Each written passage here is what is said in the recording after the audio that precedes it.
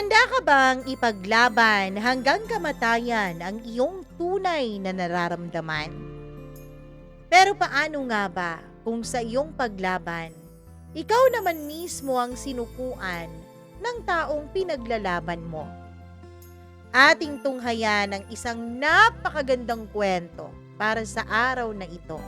Yes, maganda po ang kwentong ito at medyo naluha nga ako nung akin po itong binasa. Kaya eto na atin ang pagsaluhan dito lamang sa inyong paboritong programa, ang Dear Mama Mia.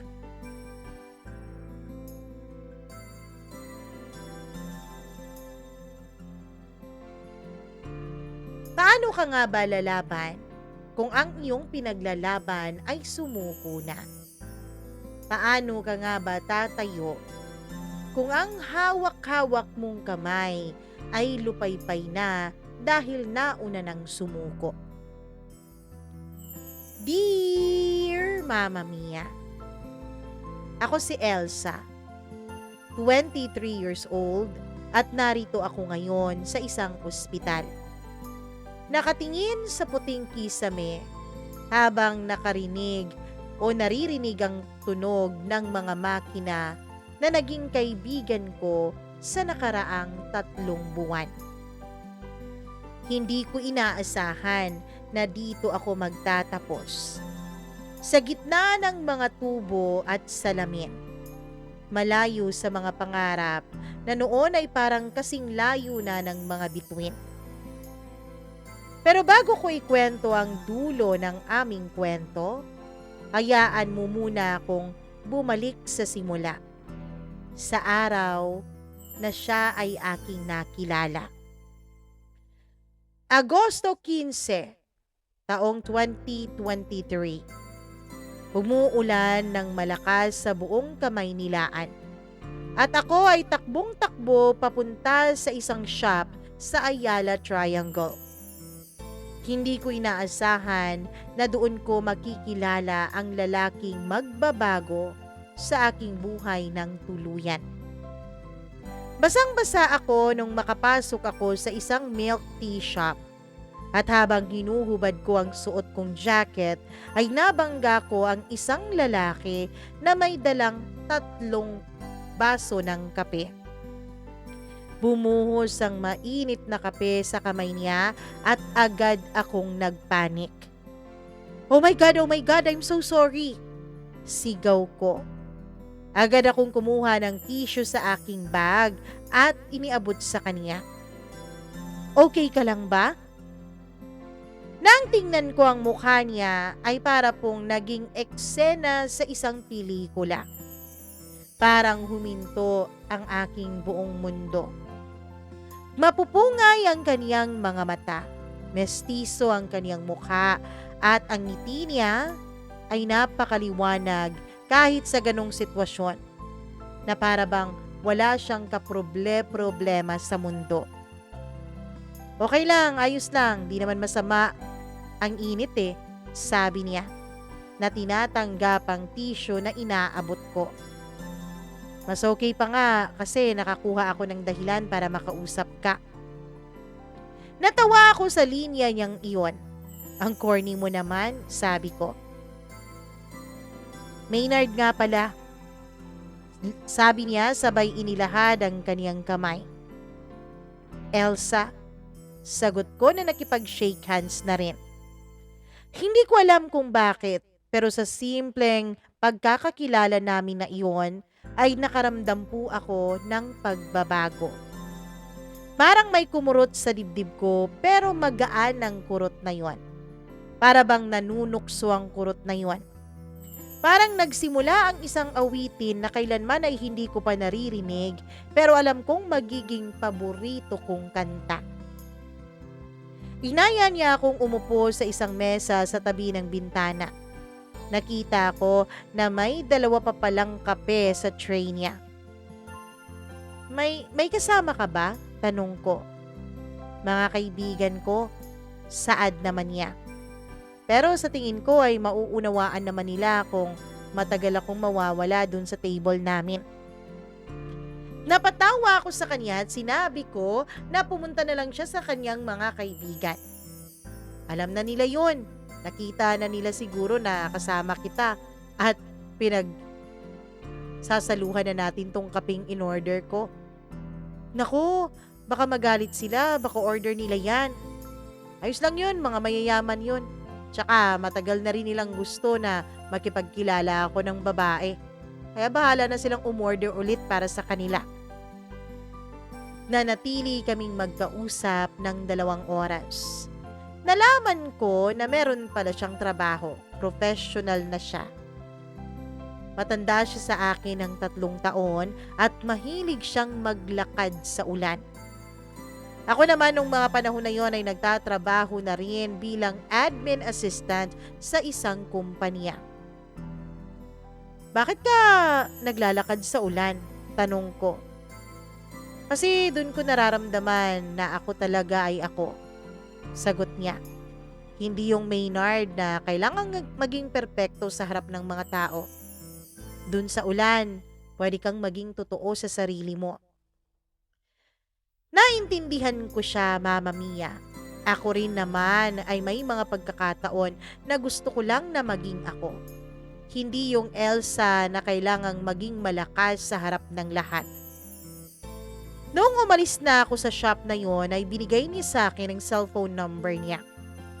Kung gusto mo, kung gusto mo lang naman, sabi niya, pwede nating gawing tradisyon ang pagkakapi natin tuwing umuulan. Tumango ako at habang naglalakad ako pa uwi ay naramdaman ko na parang may nagsisimulang umusbong na damdamin sa loob ko. Hindi ko pa mawari noon kung ano. Pero ramdam ko na hindi na ako magiging pareho ng dati. Simula noon tuwing umuulan ay magte-text sa akin si Maynard. Coffee? Ang simple niyang mensahe na laging sinisend sa akin kapag umuulan. At ang palagi ko namang sagot ay oo, syempre. Unti-unti na naming naging routine iyon. Sa loob ng 3 buwan ay naging magkaibigan kaming 2. Hanggang sa umabot kami ng higit pa sa pagkakaibigan. Hindi ko na malaya na nahuhulog na pala ako sa kanya ng malalim. Mga gabing nag-uusap kami sa phone hanggang umaga. May mga weekend na naglalakad-lakad lang kami sa Luneta at Intramuros. Sa lahat ng mga lugar na aming pinupuntahan ay laging may pag-uusap. May mga kwento. Sinasabi niya sa akin ang kaniyang mga pangarap. Gusto niyang magkaroon ng sarili niyang kumpanya.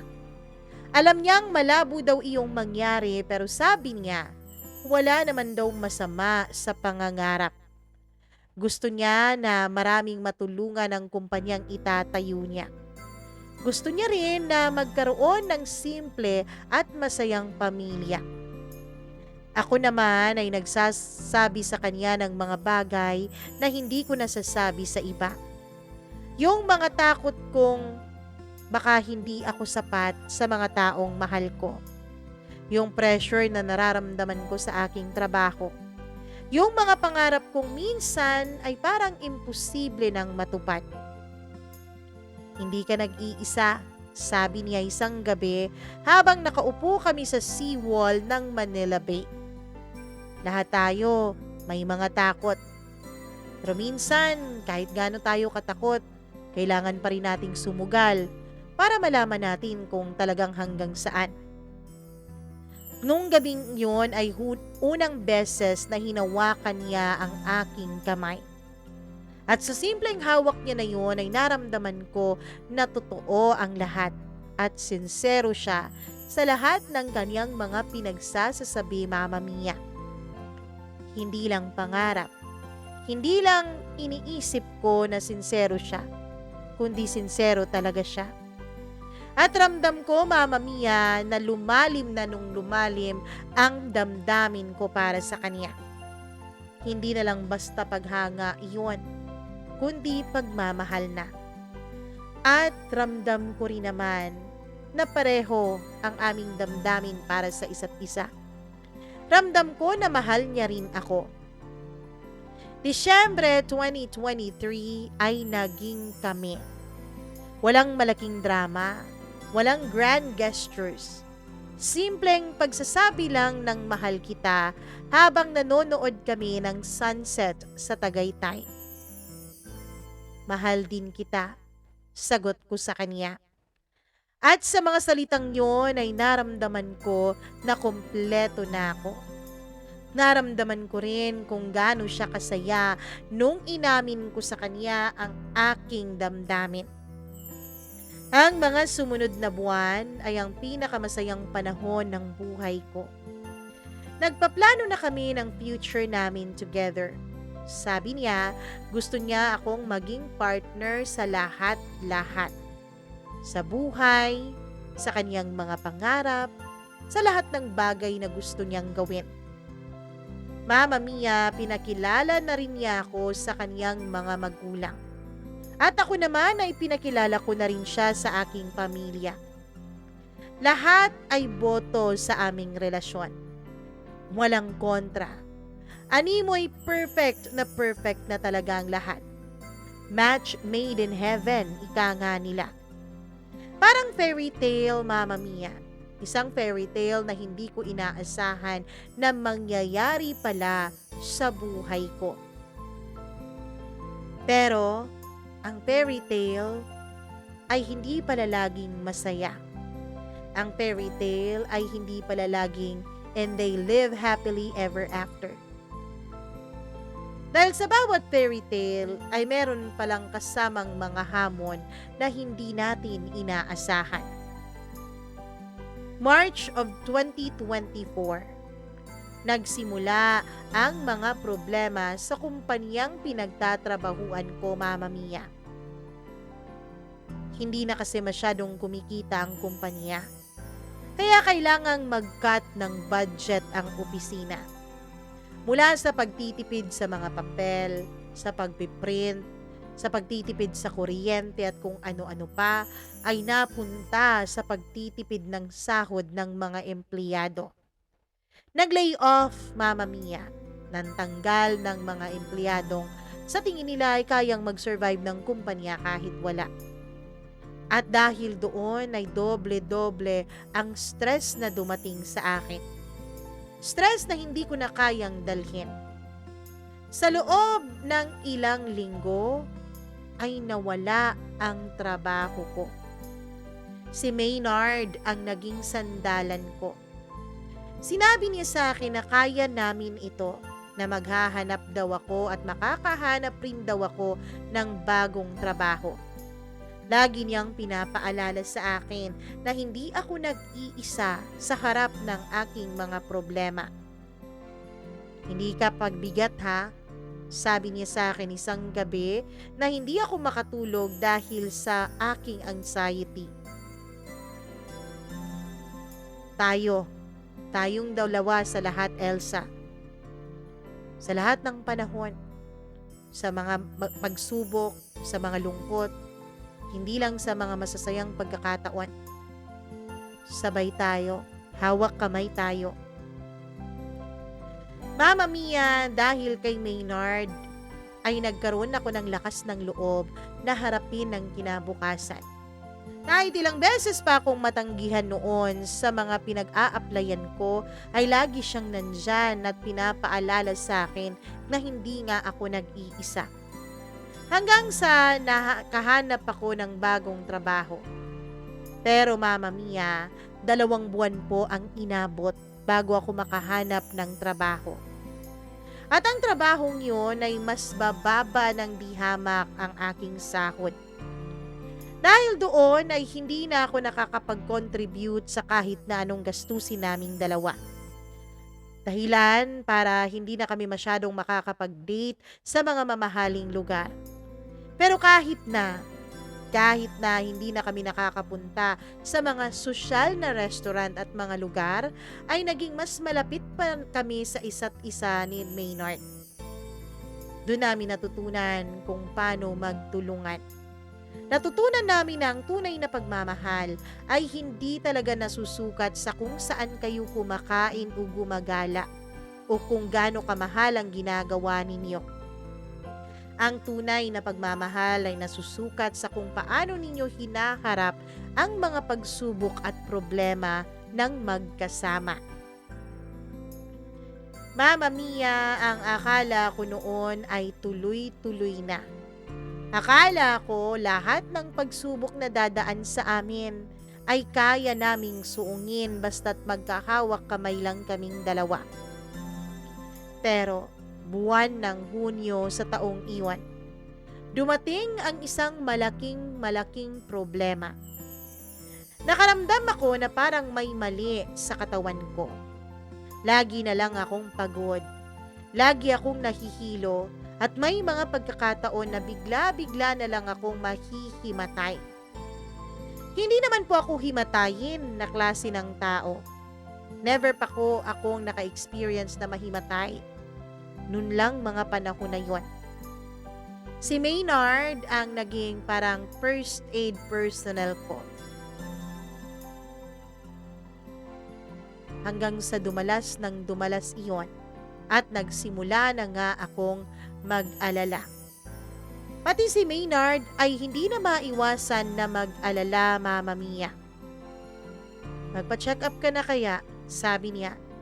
Baka masyado ka nang kulang sa tulog o masyado ka nang stress ha.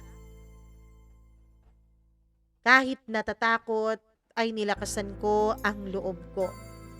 Kahit natatakot ay pumunta ako ng ospital.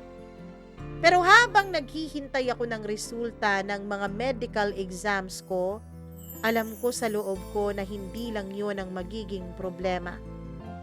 May mas malalim na dahilan at natakot ako na malaman kung ano yun. July 15, 2024. Ang araw na naging simula ng dulo ng lahat. Tumawag ang doktor sa akin at sinabi na kailangan kong bumalik sa klinik para ibigay na niya sa akin ang mga resulta ng mga lab test ko. Sinamahan ako noon ni Maynard dahil nakita niyang tumaas na naman ang anxiety ko, Mama Mia. Hawak niya ang kamay ko habang nakaupo kami sa waiting area. Ano man ang resulta, lagi mong tatandaan, Elsa, na hindi ka nag-iisa ha. Pumasok kami sa opisina ng doktor nung tinawag na kami ng secretary.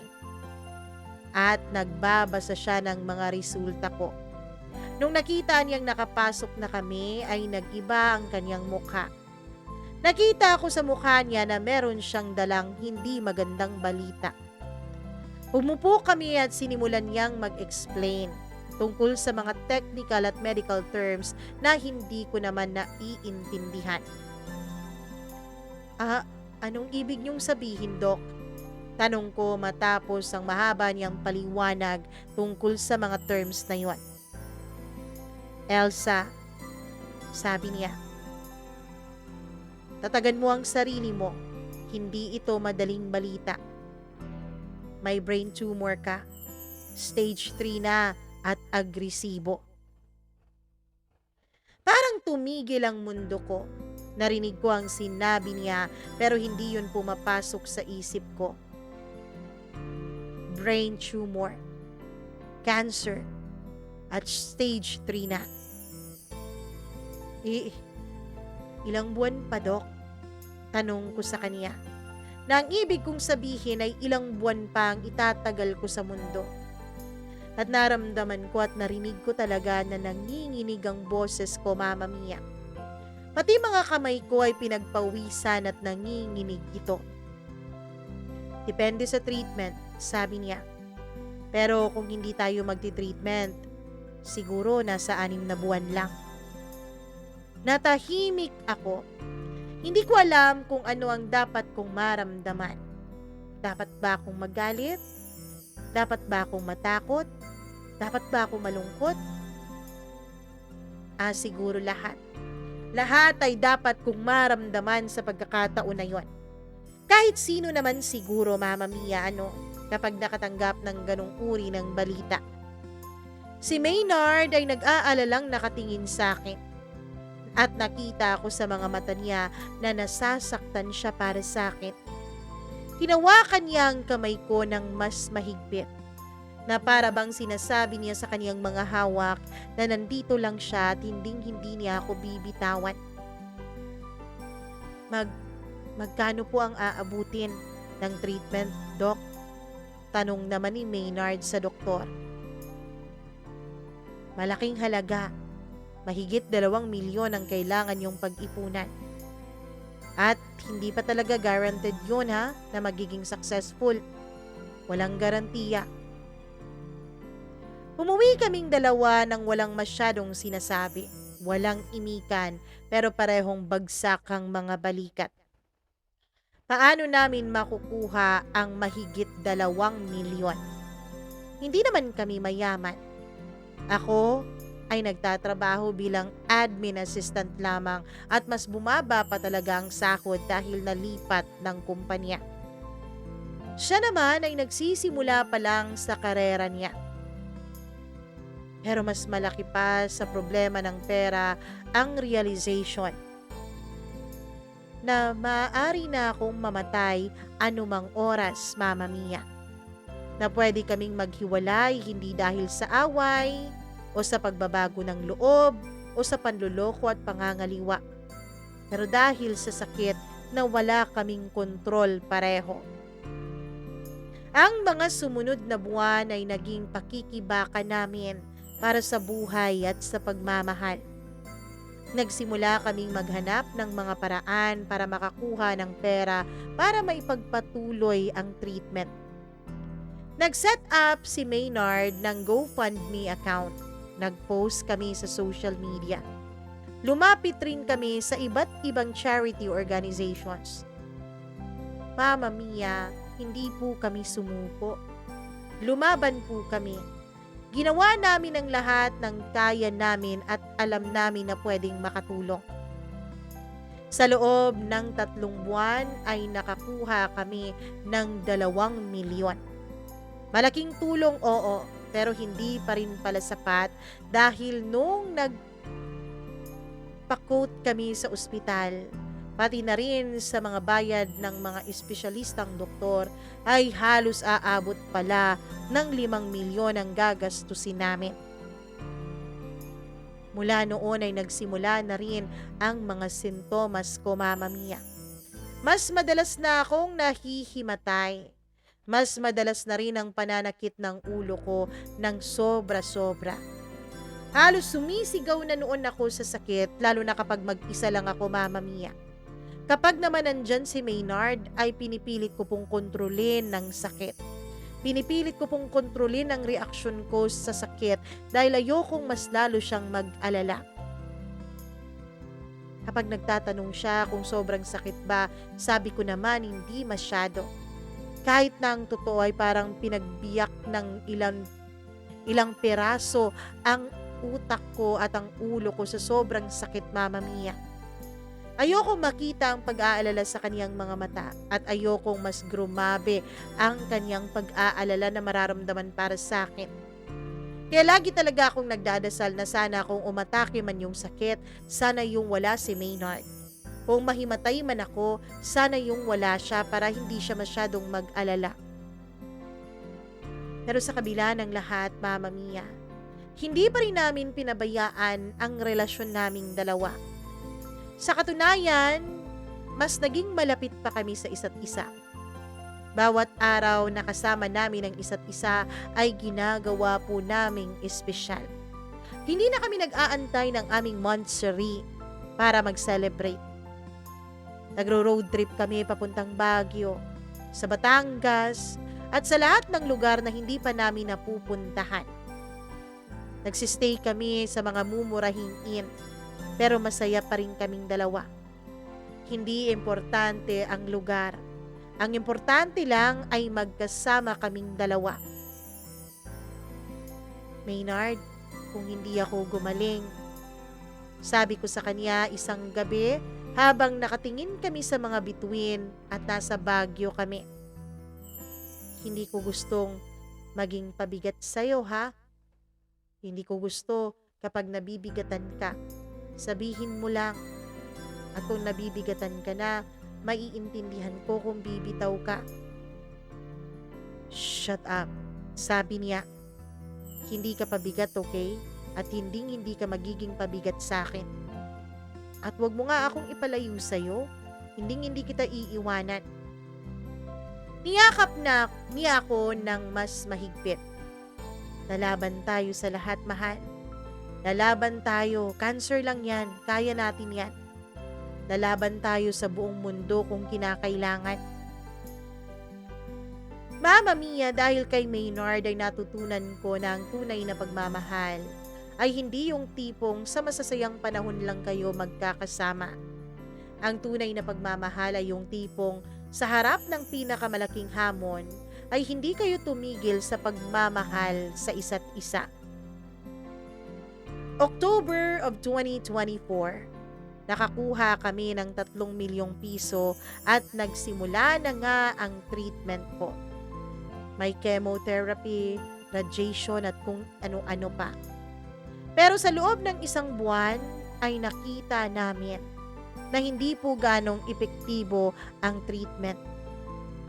Lumalaban po ang katawan ko sa gamot. Hindi tumutugon ang tumor sa chemo at sa kung ano-ano pa mang ginawa sa akin. Sabi ng doktor ay kailangan raw na mas malakas ang radiation therapy. Pero kapag mas malakas, mas mahal iyon, Mama Mia. Nagsimula na rin ako noon na mabawasan ng buhok. Nakita ako sa mga mata ni Maynard na nasasaktan siya para sa akin. Pero hindi niya pinapakita. Nakita akong pilit niyang nilalabanan ng sakit para wag akong mapanghinaan ng loob. Binili niya ako ng mga magagandang scarf at sinabi niya na mas gumaganda raw ako sa araw-araw. Sinungaling, sabi ko sa kanya pero natawa ako. Ang buhok ko kasi ay isa sa mga pinagmamalaki ko po kung physical asset ang pag-uusapan. Kaya masakit po talaga sa akin na masaksihan na unti-unting nalalagas ang mga iyon mula sa aking ulo. Hindi sabi niya. Ikaw ang pinakamagandang babae sa mundo, Elsa. Kahit ano pa mang mangyari. Pero sa kabila ng mga matatamis niyang salita, ay nakita ko na nagsisimula na rin siyang makaramdam ng stress. Hindi na siya nakakakain ng maayos. Hindi na rin siya nakakakuha ng sapat na tulog. Ginagawa niya ang lahat ng paraan para sa akin, pero nakakalimutan niya ang kaniyang sarili. Maynard, sabi ko sa kanya isang gabi, huwag mo ring kakalimutan na kailangan mo ring alagaan ang sarili mo. Okay lang ako, mahal. Ayos lang, sabi niya. Pero nakita kong hindi totoo yun, Mama Mia. Sinabi niya lang yun para ako ay mapanatag, pero hindi naman totoo na okay lang siya. Nagsimula na rin akong makarealize na hindi lang pala ako ang nahihirapan. Hindi lang ako na may sakit, kundi pati rin siya. Nahihirapan din siya. Nahihirapan din ang mga magulang namin, ang mga pamilya namin. Lahat kami ay apektado sa sitwasyon na meron ako. Pero sa kabila ng lahat, hindi namin pinapabayaan ang aming pagmamahal. Sa katunayan, sa mga panahong yon, ay mas lalo naming pinapaigting ang aming koneksyon. Natutunan namin, Mama Mia, na lumaban kahit na nahihirapan. Tumayo kahit na pilit na pinapadapa ng pagkakataon. Natutunan naming ngumiti sa kabila ng mga pait at sakit na aming nararanasan. December of 2024. Pasko na, pero hindi ko gaanong naramdaman ang spirito ng Pasko. Nalaman namin, Mama Mia, na sa kabila ng lahat ng mga pinaggagawa sa aking treatment ay hindi talaga tumutugon ang tumor sa lahat ng treatment na yon. Elsa, sabi ng doktor, Kailangan nating mag-usap tungkol sa mga advance directive. Advance directive. Living will. Mga salitang hindi ko inaasahan na maririnig ko sa mura ko pong edad. Ilang buwan pa po, Dok? Tanong ko. Mga 2 hanggang 3 buwan. Sabi niya. I'm sorry. I'm really sorry. Ginawa na namin ang lahat. Umuwi kami ng bahay na pareho kaming tahimik ni Maynard. Umupo kami sa sala at hindi namin alam kung saan magsisimula ng usapan. Mahal, Elsa, gusto mo bang magpakasal na tayo? Tanong ni Maynard. Natawa ako sa kaniyang sinabi. Ngayon? Sa ganitong sitwasyon talaga? Oo, lalo na sa ganitong sitwasyon, sabi niya. Gusto kong maging asawa mo kahit saglit lang. Gusto kong maging misis kita kahit hindi natin alam kung hanggang kailan. Niyakap ko siya at hindi ko na napigilan ang mga luha sa aking mga mata. Pati rin si Maynard ay hindi na napigilan na maiyak, Mama Mia. Ang dati naming pagpipigil ng aming mga luha para lang maging malakas kami sa harap ng isa't isa ay tuluyan ng nawala. Oo, Maynard. Oo. Gusto kong maging asawa mo. Dahil doon ay inasikaso na ni Maynard ang lahat ng aming mga kakailanganin. Lahat ng mga papeles at dokumento na kailangan. Madali lang naman niyang naasikaso ang lahat. Nagkaroon kami ng civil wedding noong January 5 of 2025. Simpleng seremonyas lang sa City Hall ang ginanap, Mama Mia. Kasama lamang ang aming mga magulang at mga kapatid at mga malalapit na mga kaibigan. Pero para sa akin, kahit simple lang yon, kahit sa loob lang yon ng City Hall, yun ang pinakamagandang kasal sa buong mundo. Habang sinasabi namin ang aming mga vows sa isa't isa, alam namin na hindi ordinaryo ang aming mga pangako. Hindi lang till death do us part, pero till death makes us part of something bigger.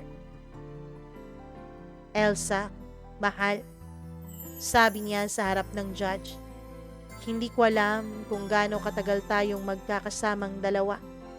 Pero alam kong sa bawat segundo na kasama kita, sasaya ako. Mahal kita, hindi lang ngayon, hindi lang bukas, kundi walang wakas. Maynard, mahal, sabi ko naman. Salamat sa pagmamahal na hindi ko inaasahan na makukuha ko. Salamat sa pagmamahal mo na hindi ko alam kung anong ginawa ko at bakit deserve ko. Salamat sa pagsama mo sa akin sa lahat ng mga pagkakataon. Mahal kita at hindi ko pagsisisihan ang pagkakilala nating dalawa. Yun lang at naging misis na ako ni Maynard, Mama Mia. At sa mga araw na natitira para sa aming dalawa ay ginawa namin ang lahat para lang maging masaya. Ginawa namin ang lahat para kahit papaano ay kalimutan ng nakaambakong kamatayan. Tahimik lamang kami kung gabi. Pero alam namin sa isa't isa, Mama Mia. Alam namin na sa mga oras na yon ay hindi namin maiwasang isipin ang nakaamba naming paghihiwalay dalawa. February 2025, nagsimula na akong hindi makakain ng maayos. Hindi nakakagalaw ng maayos.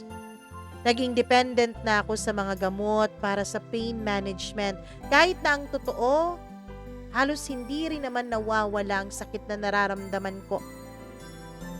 Pero sa kabila ng lahat, Hindi kami tumigil ni Maynard sa pagmamahal namin sa isa't isa. Si Maynard ay naging full-time caregiver ko. Iniwanan niya ang kanyang trabaho para lang maalagaan ako. Yung perang natira sa nalikom namin para sana sa pagpapagamot sa akin, yun ang ginagamit naming panggastos. Hindi ko na kasi tinuloy ang pagpapagamot ko dahil naging honest na rin naman sa akin ang mga doktor. Sinabi ko sa kanya na hindi naman niya dapat ginagawa iyon. Sabi ko sa kanya hindi naman niya dapat iwanan ang kaniyang trabaho at ang kaniyang buhay para lang alagaan ako, pero hindi siya nakikinig. Hindi kita iiwanan, sabi niya. Hanggang sa huling hininga ko, nandito lang ako, Elsa. Nagsimula kaming gumawa ng maraming memories na hindi namin makakalimutan. Nagvi-video messages din kami para sa isa't isa. Para sa future anniversaries namin na hindi ko na ma-celebrate kasama siya. Nagsulat din kami ng mga liham para sa isa't isa. Sa isang sulat na ginawa ko para sa kanya ay sinabi ko, Maynard, ikaw ang pinakamalaking biyayang binigay sa akin ng Panginoon. Salamat sa pagiging isang perpektong partner.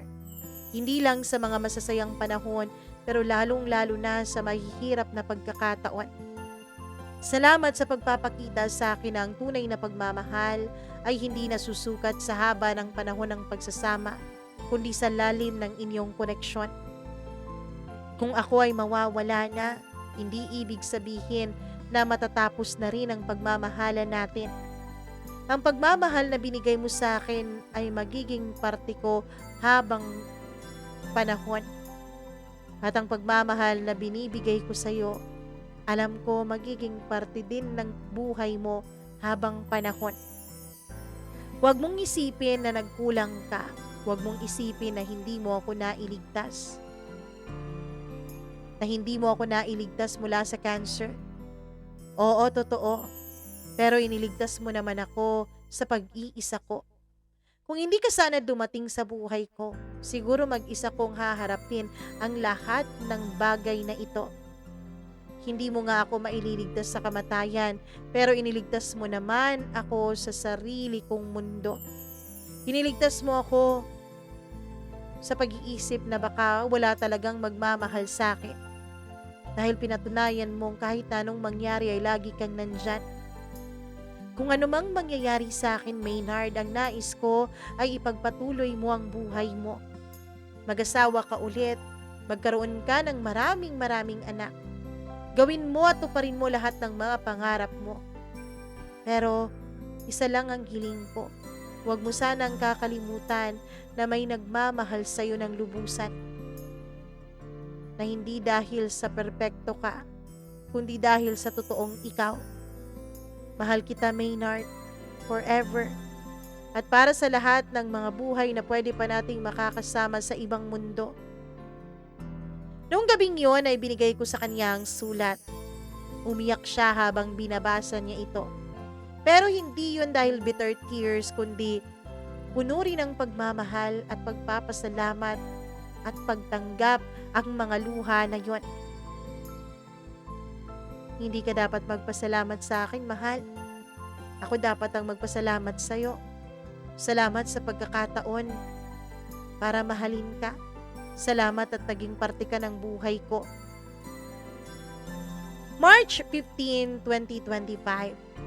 Narito na ako sa ospital. Malayo na sa mga pangarap naming dalawa, pero hindi malayo sa aming pagmamahalan. March 16, 2025. Gabi. Nandito si Maynard sa tabi ko. Hawak ang aking kamay habang nakikinig sa mga tunog ng mga medical machines. Elsa, sabi niya, gusto mo bang makinig tayo ng music? Tanong niya sa akin. Tumango ako. Nagpatugtog siya ng Spotify playlist. Nagpatugtog siya ng playlist niya na ginawa namin together.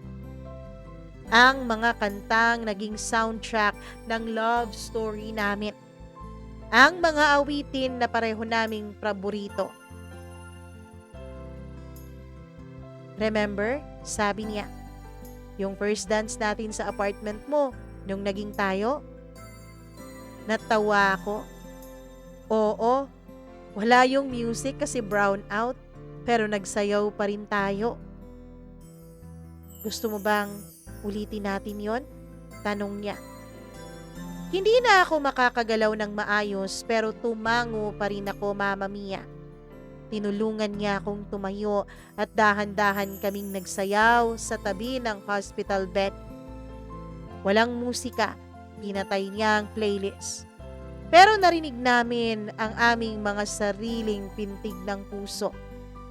Walang grand ballroom, pero para sa amin, yun ang pinakamagandang dance floor sa buong mundo. Salamat talaga, sabi ko sa kanya habang dahan-dahan kaming gumagalaw. Salamat sa lahat. Salamat din, sagot niya. Salamat sa pagmamahal na hindi ko inaasahan na makukuha ko pala sa mundong ito. Nagsayaw kami ng ilang minuto at pagkatapos ay dahan-dahan niya akong hiniga ulit sa aking kama. Maynard, pwede bang kunin mo yung laptop ko? Sabi ko sa kanya. Bigay niya sa akin ang laptop ko at binuksan. At nagbukas ako ng pahina at saka nag-umpisang magsulat. Habang nasa kalagitnaan ako ng pagsusulat, ay nagsalita ako sa kanya. Hindi na ako takot, Maynard. Bakit? Tanong niya. Kasi nalaman ko na ang tunay na pagmamahal. Nalaman ko na hindi nasusukat ang buhay sa haba, pero sa lalim ng iyong mga naging karanasan. At sa karanasan na binigay mo sa akin, sapat na yon para sa isang buhay ko. Niyakap niya ako. Mahal kita, Elsa, forever. I love you too, Maynard. Sabi ko. Forever and beyond. Pumikit ako at sa last thought ko ay naramdaman ko na hindi talaga ako nag-iisa. Hindi ako nag-iisa sa aking paglalakbay. Kasama ko ang pagmamahal na binigay niya sa akin at yun ang magiging gabay ko sa susunod na adventure. Nagsusulat pa rin ako kahit na nakatulog na si Maynard habang nasa tabi ko. Hawak niya ang aking isang kamay. Isa lang ang ginagamit ko sa pagtipa ng keyboard ng aking laptop.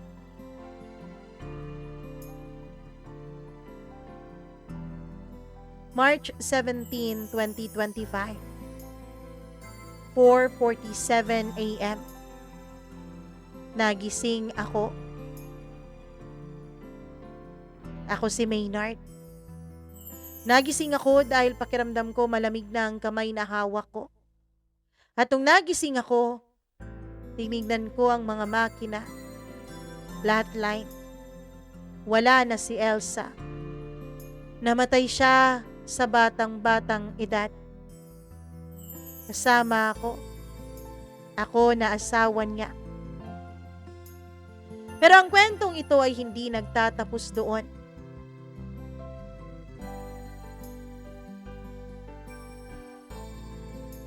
Kinuha ko ang kanyang laptop. Umiyak ako ng umiyak habang inaasikaso siya ng mga doktor. At nung sinabi na nga ang time of death niya, ay dun na pumasok sa akin ang lahat. Wala na ang pinakamamahal kong si Elsa. Wala na ang babaeng mahal na mahal ako. Umuwi muna ako sa bahay. Matapos ang ilang oras ng pananatili ko sa ospital, at siniguradong nasa maayos na kalagayan ng katawan ng mahal ko. Bitbit ko pa rin ang laptop niya. At nang tignan ko ang loob ng kanyang laptop, Dito ko nakita, Mama Mia, na nagsusulat pala siya sa iyo. 2023 pa, nung magsimula siyang makinig sa iyo. Lagi kanyang ikinukwento sa akin. Lagi mo raw siyang napapasaya, nabibigyan ng pag-asa. Hinikayat nga niya ako minsan na makinig sa programa mo. Pero dahil lalaki ako ay hindi ako mahilig sa mga ganitong programa. Kaya lang nung nakita ko ang sulat sa kanyang laptop na para sa'yo, ay naisip kong isulat ito. Naisip kong dugtungan ito para magkaroon ng katapusan. Nakita ko na ikwinento pa lang niya kung paano kami nagkakilala. At tandang-tanda ko pa rin ang araw na yon. Nandun ako sa isang shop sa Ayala Triangle, sa lugar kung saan kami unang nagkita ni Elsa. Tandang-tanda ko. Tandang-tanda ko na nag-aantay ako noon ng isang babaeng sabi ng mga kaibigan ko ay papakilala niya sa akin. Ng isang babaeng sabi ng mga kaibigan ko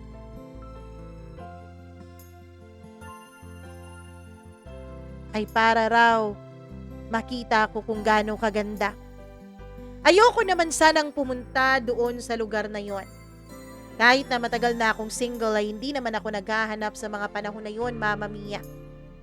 Kaya lang dahil nga umuulan, ay napilitan akong pumunta sa kanila dahil mababaharin ako kapag umuwi ako agad sa amin. Nung nakarating na ako doon ay inutusan pa talaga nila akong umorder. Pagkatapos noon ay may isang babaeng dali-daling pumasok sa shop at basang-basa. Kaya ayon, nagkabungguan kaming dalawa. Ang kape na napakainit ay natapon sa kamay ko. Muntik na akong mapasigaw kung hindi ko lang nakita ang kaniyang angking ganda. Napakaganda niya. Pakiramdam ko noon ay tumigil ang mundo ko. Hindi ko alam kung anong nangyari. Kita ko siya at ngumiti siya sa akin habang nagsusori. Nung ngumiti siya, hindi ko naramdam ang init sa aking kamay. Kaya ang ginawa ko ay inaya ko na lang siya na uminom ng kape. Ayaw pa niya sana dahil baka iniwanan ko raw ang aking mga kaibigan, pero sabi ko maiintindihan naman ito ng mga kaibigan ko. Tinext ko na lang ang mga kaibigan ko. Sabi ko, dito na lang ako at wag na nila akong ipakilala sa babaeng sinasabi nila. Natawa naman ang mga kaibigan ko at sinabing ayos lang. Mula noon ay naging close kaming dalawa ni Elsa. May mga pagkakataon pa noon na kahit na walang ulan, check ako ng check sa Google. Tingin ng tingin kung kailan uulan. Dahil gusto kong magkaroon ng rason para mag-text sa kanya. Gusto kong magkaroon ng rason para ayain siyang magkape. Bago kasi kami maghiwalay nung unang araw ng aming pagkikita at pagkakilala, ay sinabi ko sa kanya na sana gawin naming routine o gawin naming tradisyon ang pagkakape tuwing umuulan. Pumayag naman siya kaya tuwang-tuwa ako. Kahit na ayoko ng ulan, ay dasal ako ng dasal noon na sana nga ay uulan. Nagkunwari rin ako sa kanya, sinabi kong gustong-gusto ko ang ulan. Totoo naman yun, gustong-gusto ko, pero nung bata ako. Nung lumaki na ako, lalo na nung nagkatrabaho na ako, lalo na at talagang gipit sa traffic tuwing malakas ang ulan, ay lagi akong napapamura tuwing bumabaha sa Maynila. Lagi kong minumura ang kalangitan kung bakit umuulan. Pero naging totoo na. Naging paborito ko na ang ulan mula noong nagkakilala kaming dalawa. Ginawa ko ang lahat para magustuhan niya ako. Hindi ko naman ugali pero naging clingy at naging sweet ako para sa kanya. Hanggang sa lagi na kaming nagkakape tuwing umuulan. Pakiramdam ko ay pinagbibigyan kami ng tadhana kapag umiiyak na ang langit dahil makakasama ko siya. hanggang sa naging magkaibigan kaming dalawa. Hanggang sa naramdaman ko na pareho na kami ng damdamin sa isa't isa. Pero hindi ko pa rin agad na niligawan si Elsa. Dahil ang gusto ko sana noon ay mas makilala pa niya ako at mas makilala ko pa siya. Hanggang sa isang araw, nasa Tagaytay kami noon. Hindi ko na napigilan nang sabihin sa kanya na mahal ko siya. Sa hindi inaasahang pagkakataon ay agad din naman niyang sinabi na mahal din niya ako. Kaya ayun, naging kami. Masayang masaya ako nung tinanggap kami ng bawat pamilya namin. Handa ako noon na harapin ang kahit anong bagay makasama ko lang siya. Nagplano na ako noon na magpapakasal kaming dalawa. Hanggang sa nawalan siya ng trabaho. Muntik na siyang sumuko noon. Pero lagi akong nasa tabi niya. Lagi kong pinapaalala sa kanya na mahal ko siya at hindi siya nag-iisa. Akala ko habang buhay na kaming magiging masaya. Akala ko habang buhay na walang makakapigil sa pagmamahalan naming dalawa. Pero lahat pala ng bagay na may simula ay may katapusan rin, Mama Mia. Yan ang isa sa pinakamasakit na bagay na natutunan ko. Lalo pa nung nandun kaming dalawa sa opisina ng doktor at nakikinig habang sinasabi niya sa amin ang tungkol sa sakit ni Elsa. Pag-uwi namin ng bahay ay hindi ko alam kung paano ko palalakasin ang kanyang loob. Dahil mismong ako ay nanghihina rin. Kaya lang, hindi niya pwedeng makita na nanghihina ako dahil alam kong mas lalo siyang panghihinaan ng loob.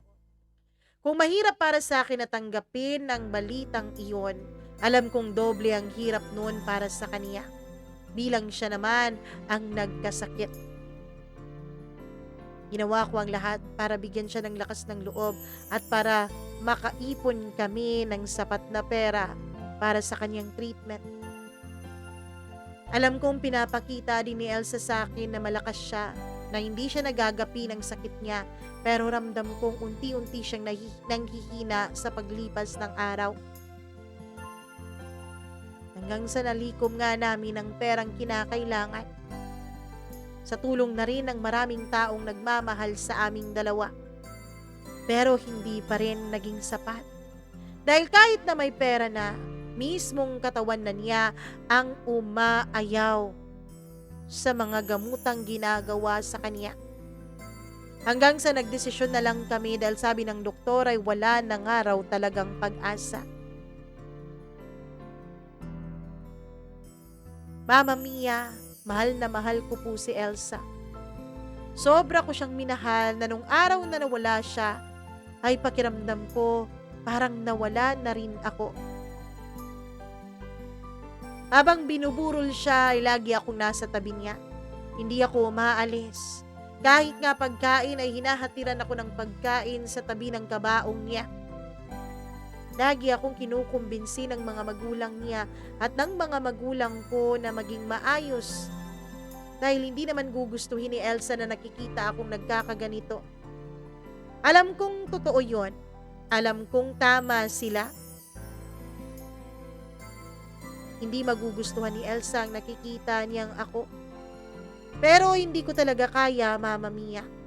Hindi ko talaga kayang makatayo sa sarili ko nung mga panahon na yon.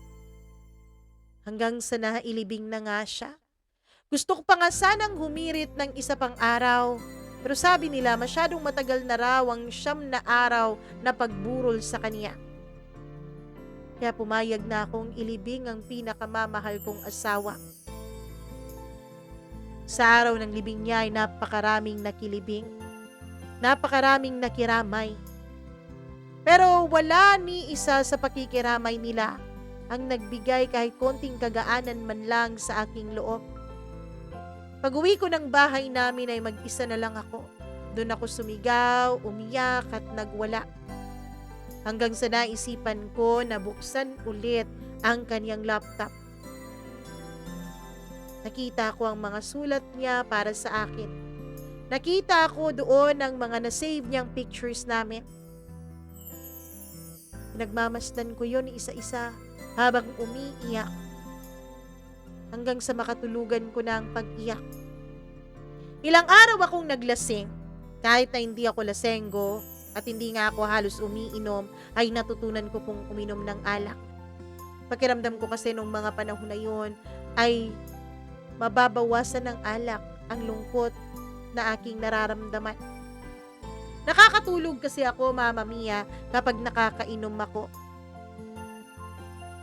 Nakalipas ang halos 2 buwan na ganun pa rin ang sistema ko at walang kahit na sino na lumalapit sa akin at nagpapayo na aking pinakinggan.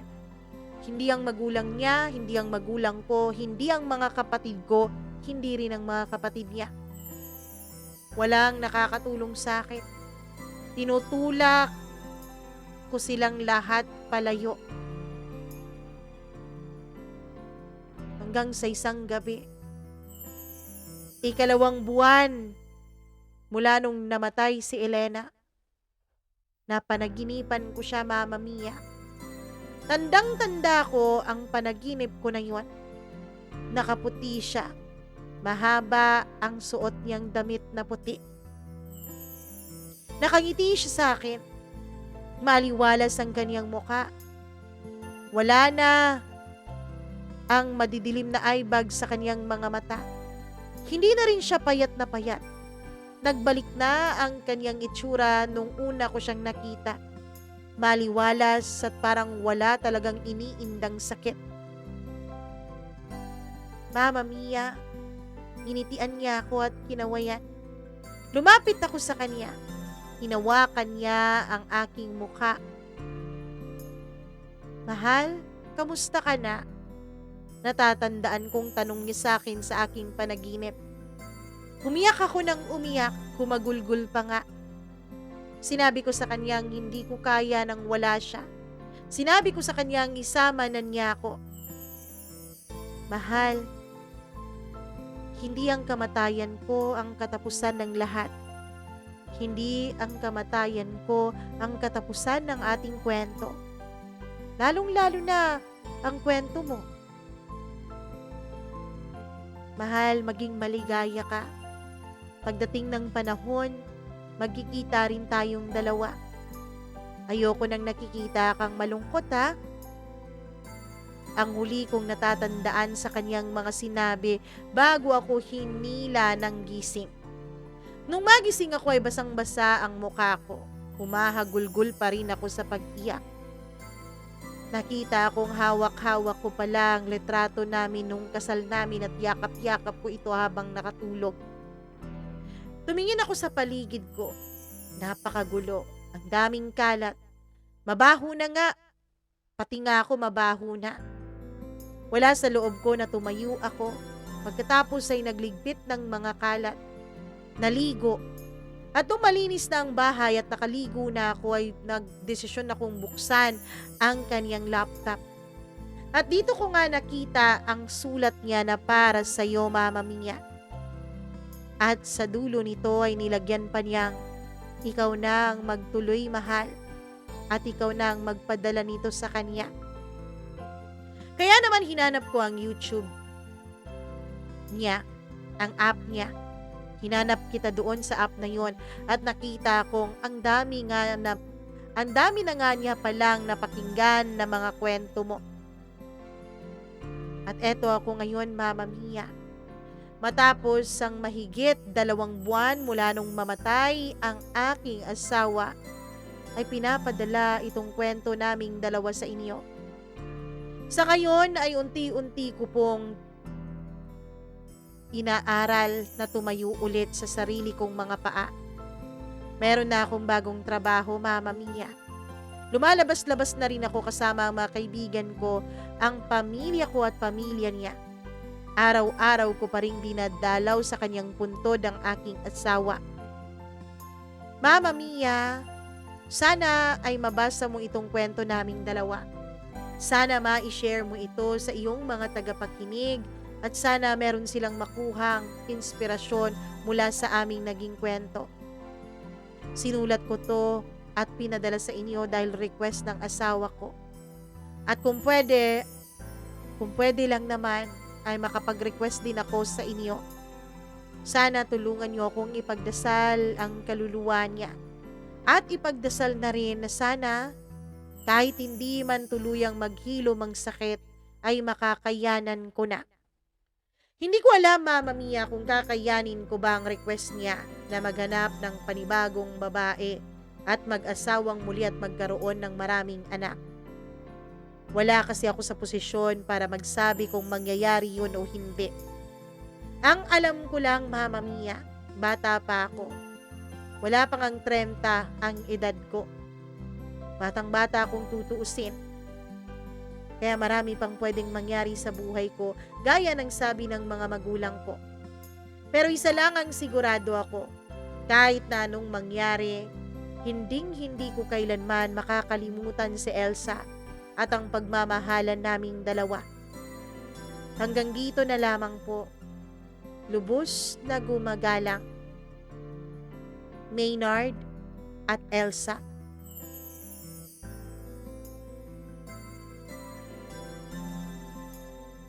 O, 'di ba? Nakapagbagbag damdamin ng kwento. Sabi ko naman sa inyo, ang ganda ng kwento eh. Alam niyo bang kinilabutan ako nung almost pahuli na, nung palapit na ng palapit ang taning sa buhay ni Elsa.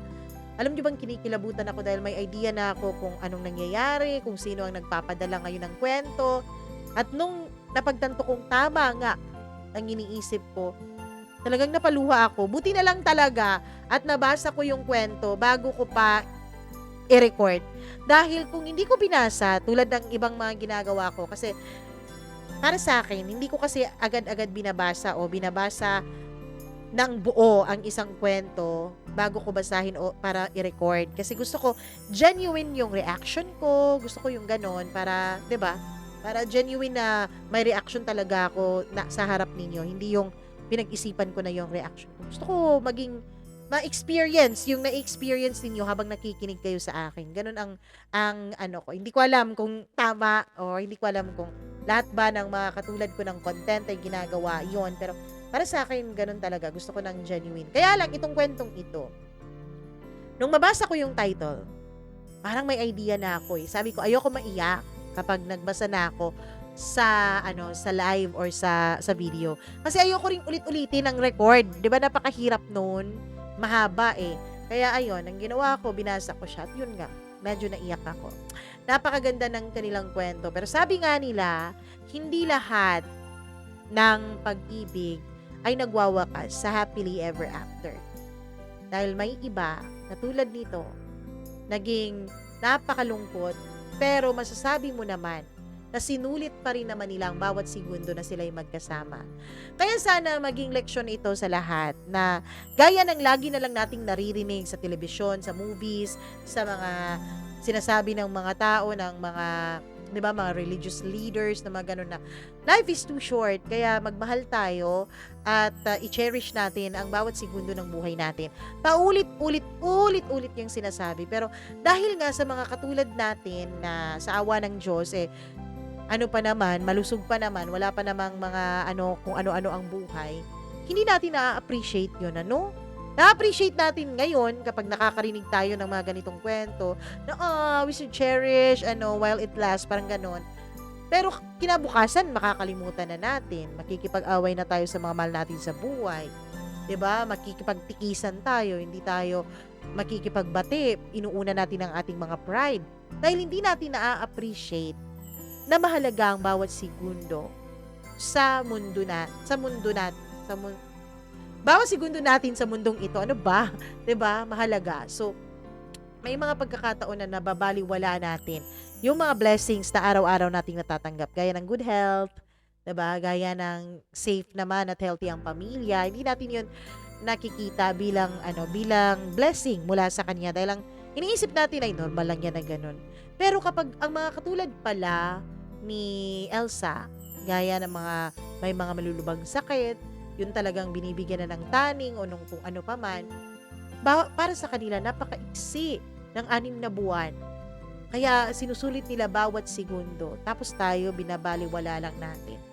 Naway hindi na tayo umabot sa panahon na meron pang ah, parte o meron pang miyembro ng ating pamilya o ng ating loved ones na dadanas ng ganito bago pa natin tuluyang ma-appreciate yung cherish your life while it lasts. Parang ganon. Anyways, maraming salamat sa inyong pasensya. Pasensya ba? Oo, dahil sa pakikinig ninyo, sa inyong pagsuporta, maraming thank you. Naway ang pagsuporta ninyo ay umabot sa puntong inyo itong isi-share sa inyong mga social media accounts dahil alam kong maraming mai-inspire sa kwentong ito dahil napakaganda naman talaga. At syempre, i-like nyo na rin ang video na to at huwag kalimutan na mag-subscribe dito sa ating channel. Kung hindi ka pa subscriber, part ka ng 25% na nanonood at nakikinig sa atin na hindi natin subscriber, please naman, do subscribe na. Click nyo na rin yung notification bell para lagi po kayong nanonotify kapag meron tayong mga kwento dito. And soon, magkakaroon na tayo ng live. Maghahanap pa ako ng camera for my desktop. Hindi ko pa alam kung paano siya i-connect. Dahil sa phone, ay nako, may problema sa phone kung paano magla-live. Parang may mga requirements na kapag first time mo mag-live, kailangan desktop. Basta merong ganon. Anyways, maraming salamat sa inyong lahat. Paki-subscribe kung hindi pa kayo subscriber. At syempre, hello ako ulit sa ating members. Kung marami na ang nagpapa-member as of this day, ano ba to mai-ere? July 21. July 21 ito mai-ere.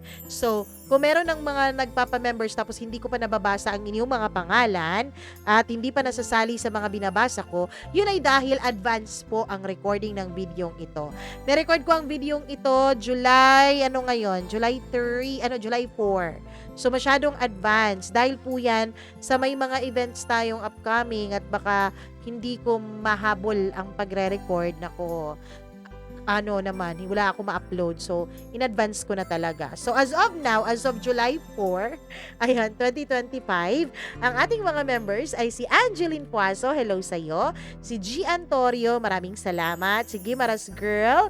Si Easy Gale, hi. Si Giovanni Bailong, si Mila Raduban, at si Freaky. Maraming thank you sa inyo.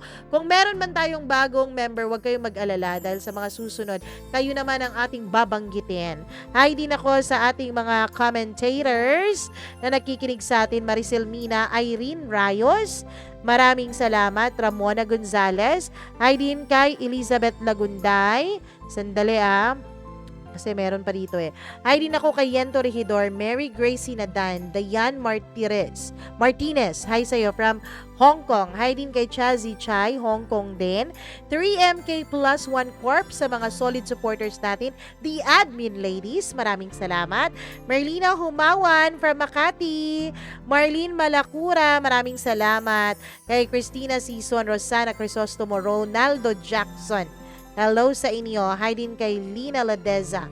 Josephina, maraming salamat. Alcura Ukit. Grace Sarmiento. LB Lapot, Kwa PK, maraming salamat. At sa inyong lahat, thank you very much. I love you all so much. Mwah. Sa mga hindi nagsiskip ng ads, I love you.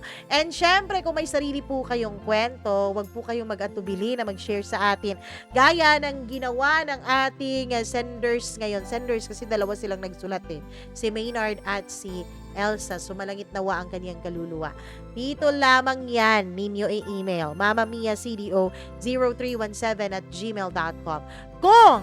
Kung meron na kayong email na yan tapos hindi kayo makapag-send, ay naku, punta kayo doon sa iba nating social media accounts sa Facebook, TikTok, and Instagram and Threads. Ayun, pwede kayo mag-send sa atin dyan.